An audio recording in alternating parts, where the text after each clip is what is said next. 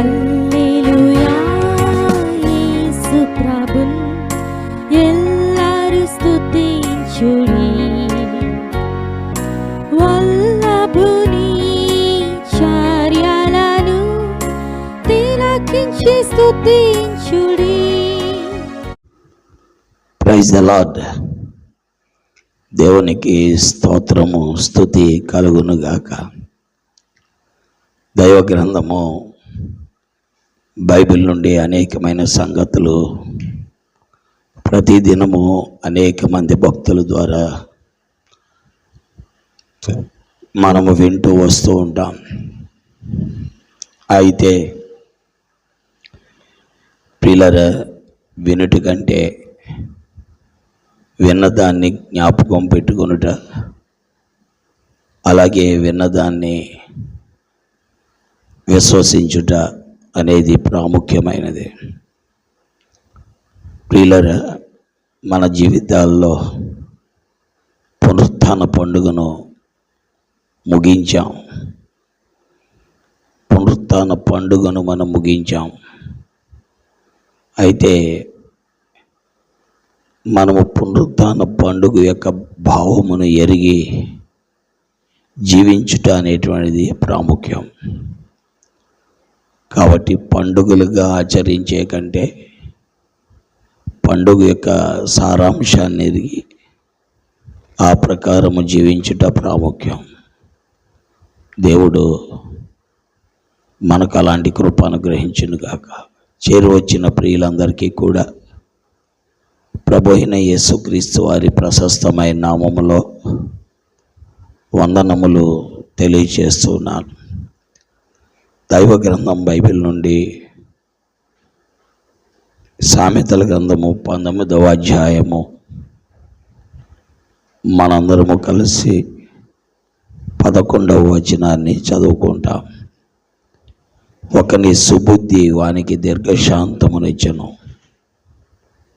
తప్పులు క్షమించుట అట్టివానికి ఘనతనిచ్చును.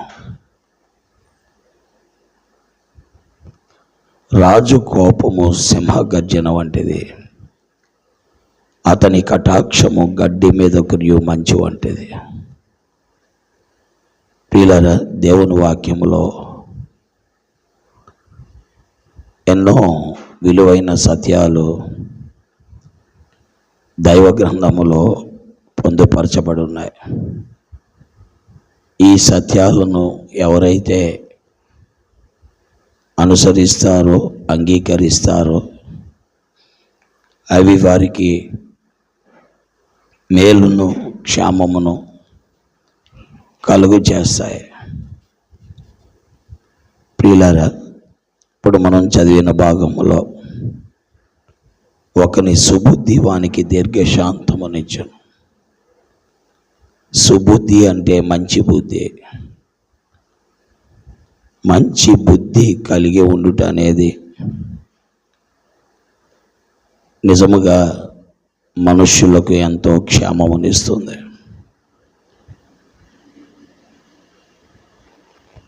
ఆ సుబుద్ధి కలిగి ఉండే స్వభావాన్ని దేవుడు ఇవ్వాలి. సుబుద్ధి అనేది దైవ స్వభావము. అది ఒక వ్యక్తికి దీర్ఘశాంతాన్ని ఇస్తుంది, అంటే సహనము కలుగు చేస్తుంది. అటువాడు తప్పులు క్షమిస్తాడు, అటువానికి ఘనత వస్తుంది. ఇది దేవుని వాక్యం. పిల్లరా, అలాగే రాజు కోపము సింహగర్జన వంటిది, అతని కటాక్షము గడ్డి మీద కురియు మంచు వంటిది. రాజు యొక్క కటాక్షము సింహగర్జన వంటిది. అది గడ్డి మీద కురియు మంచుతో సమానం. కాబట్టి ప్రియులారా, అంటే దాని అర్థం ఏంటి? గడ్డి మీద కురిసే మంచు త్వరగా పోదు, కాబట్టి దేవుని యొక్క పరిశుద్ధమైన నామం పేరిట ఈ రెండు లక్షణములు, ముఖ్యంగా సుబుద్ధి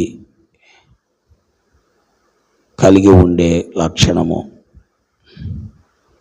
దైవ లక్షణము, తద్వారా దీర్ఘశాంతం వస్తుంది, తద్వారా దేవుడు మహిమపరచబడతాడు.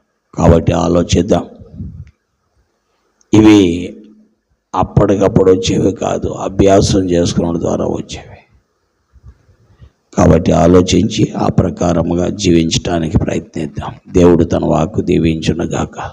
తండ్రి, నీ మాటలు మా మధ్యలో దీవించి ఆశీర్వదించి వినేవారికి మేలు కలుగునట్లు సహాయము చేయండి, కృపను అనుగ్రహించండి. వాక్యం యొక్క విలువ ప్రజలు గ్రహించుటకు సహాయం చేయండి. యేసు నామములో ప్రార్థిస్తున్నాను తండ్రి, ఆమేన్. దేవుడు మిమ్మల్ని దీవించి ఆశీర్వదించునుగాక. చంద్రులారాయిలా దేవుని స్తుతించుడి, హృదయమును వెలిగించిన యేసుని స్తుతించుడి.